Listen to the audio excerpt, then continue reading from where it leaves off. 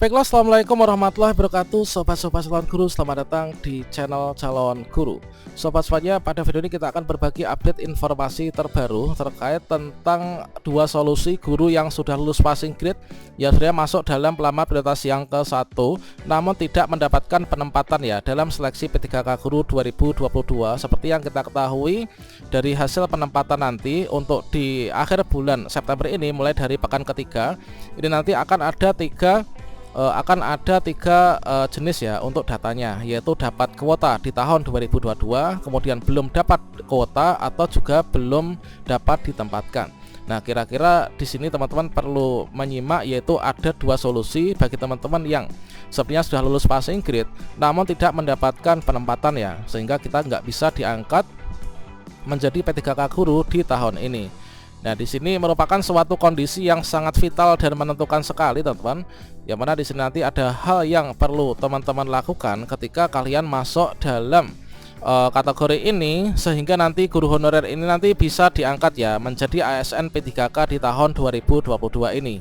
Namun sebelum kita lanjutkan, perlu saya ingatkan bagi teman-teman yang mungkin baru pertama kali menemukan channel ini, silahkan klik tombol subscribe-nya dan aktifkan notifikasi loncengnya, sehingga nanti jika ada update video terbaru, teman-teman tidak akan ketinggalan informasi. Nah, sobat-sobat semuanya, seperti yang kita ketahui, untuk penentu urutan kategori prioritas P3K Guru 2022 itu adalah semuanya didasarkan dari data Dapodik ya.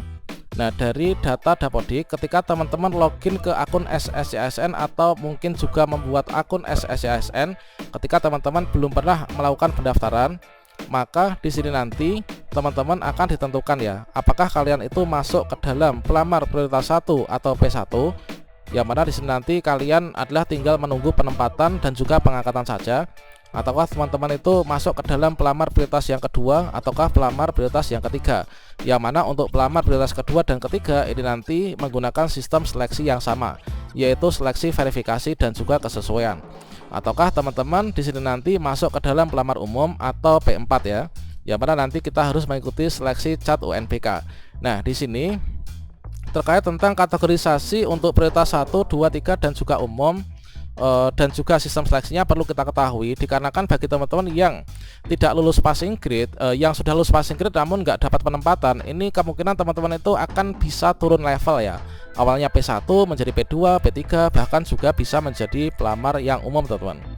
Nah, di sini teman diberikan solusi ya dari paparan Kemdikbudristek kemarin, yang mana di sini disampaikan bahwa untuk teman-teman yang di sini masuk dalam kategori pelamar prioritas 1, artinya sebenarnya tinggal menunggu saja untuk kita penempatan ya dan pengangkatan. Nah, ini P1 yang belum mendapatkan penempatan dalam ini nanti dapat turun, teman-teman. Dapat turun prioritas menjadi P2 dan juga bisa menjadi P3. Bahkan teman-teman itu bisa turun menjadi pelamar umum. Nah, mengapa seperti itu? Mengapa kok P1 pelamar prioritas 1 itu nggak bisa ditempatkan semua di tahun ini? Memang tidak ditampik dari Kemdikbudristek bahwa untuk pelamar prioritas ke-1 ini nggak semua bisa ditempatkan ya. Dikarenakan apa? Dikarenakan keterbatasan formasi yang diajukan oleh masing-masing Pemda. Seperti yang kita ketahui, untuk formasi di tahun ini itu adalah merupakan penggabungan sisa formasi P3K tahap 3 dengan formasi usulan baru di tahun 2022 ini. Tentunya dari formasi yang terbatas dan banyaknya jumlah guru yang lulus passing grade ini tidak semuanya bisa ditempatkan ya di tahun ini. Nah, selanjutnya di sini untuk analoginya, teman-teman. Jadi misalkan ya, di sini adalah saya itu adalah sebagai pelamar prioritas yang pertama. Nah, saya sebagai pelamar prioritas yang pertama, misalkan saya adalah mapel saya IPA. Saya sebagai pelamar prioritas yang pertama. Ketika nanti sudah dibuka untuk pendaftaran P3K Guru 2022 untuk P1 prioritas 1 ini kan nanti kita tinggal menunggu penempatan sebenarnya. Nah, ketika kita tuh login ke akun kita, login ke akun SSCSN di sini. Nah, di sini nanti akan ada pemberitahuan notifikasi bahwa kita itu tidak mendapatkan penempatan. Mengapa kita nggak dapat penempatan? Dikarenakan mungkin saja formasi itu habis ya di masing-masing instansi. Ketika saya sebagai pelamar prioritas 1 ini ketika login SSCSN tidak mendapatkan penempatan atau belum mendapatkan penempatan saat ini, maka kita akan ada dua opsi di sana. Akan ada dua opsi, yaitu kita setuju dan juga kita tidak setuju. Loh, kalau misalkan teman-teman kita itu nggak dapat penempatan kok setuju enggaknya itu gimana? Nah, di sini sangat penting teman-teman, yang perlu kita harus ketahui. Kalau kita itu lulus, kita dapat penempatan, kita setuju berarti kita mau ditempatkan di sana. Kalau nggak setuju berarti kita nggak mau tempatkan di sana dan akan carikan tempat lain. Nah, kalau misalkan kita itu nggak dapat penempatan, itu nanti kita juga akan disuruh konfirmasi. Kalau misalkan kita setuju bahwa kita itu tidak mendapatkan penempatan P3K 2022 ini ketika kita login ke SSCASN, artinya kita setuju untuk berikutnya tetap menjadi honorer ya. Nah nih, kalau misalkan kita setuju nggak dapat penempatan ini, klik setuju, maka kita akan tetap sebagai guru honorer di tempat tugas yang saat ini berada. Jadi kita akan stop mandek di sini. Nah, kemungkinan nanti kita akan menunggu kebijakan hasil pendataan non ASN kemarin, atau menunggu untuk formasi di tahun depan itu dibuka, barulah kita bisa ditempatkan.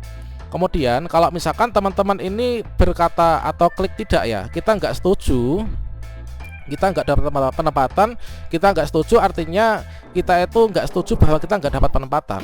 Kalau kita klik tidak, maka kita nanti akan bisa turun prioritas, teman. Nah ini kita turun prioritas, entah itu turun prioritas menjadi pelamar prioritas yang kedua, atau pelamar prioritas yang ketiga, atau pelamar umum. Nah mengapa di sini kita turun prioritasnya ini kok beda? Nah ini akan ditentukan.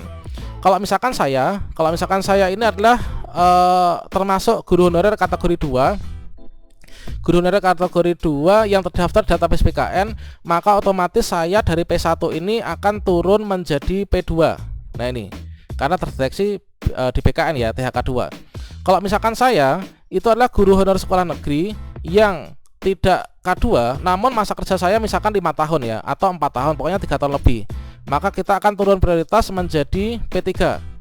Nah kalau misalkan P3 dan P2 ini nanti kita ikut seleksinya verifikasi kesesuaian.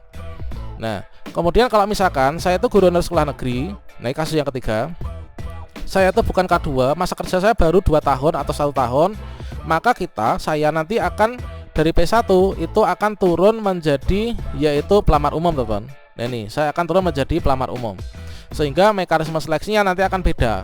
Untuk pelamar umum nanti ikut seleksi dengan 1 NBK ya. Nah ini jadi untuk nanti teman-teman yang tidak lolos, tidak mendapatkan penempatan di tahun ini, maka teman-teman ada 2 opsi, yaitu tetap menjadi guru honorer di sekolah ini, atau kita turun level. Turun level nanti kita berkesempatan untuk ikut seleksi juga di tahun ini, yaitu dari P1, P2 dan juga pelamar umum ini. Nah P2, P3 pelamar umum ketentuannya itu adalah didasarkan dari data Dapodik kita. Setelah kita nanti ditentukan kita masuk dalam prioritas keberapa, nanti kita ikut seleksi. Nah seleksinya didasarkan pada kategorisasi prioritas ini. Kalau P2, P3 nanti seleksinya verifikasi kesesuaian. Kalau misalkan pelamar umum ini kita seleksinya itu adalah seleksi kompetensi ya, dengan 1 NBK. Sehingga kalau misalkan kita sudah turun level dan kita lulus, maka kita akan bisa ditempatkan ya di tempat tugas sesuai dengan arahan dari Kemendikbudristek.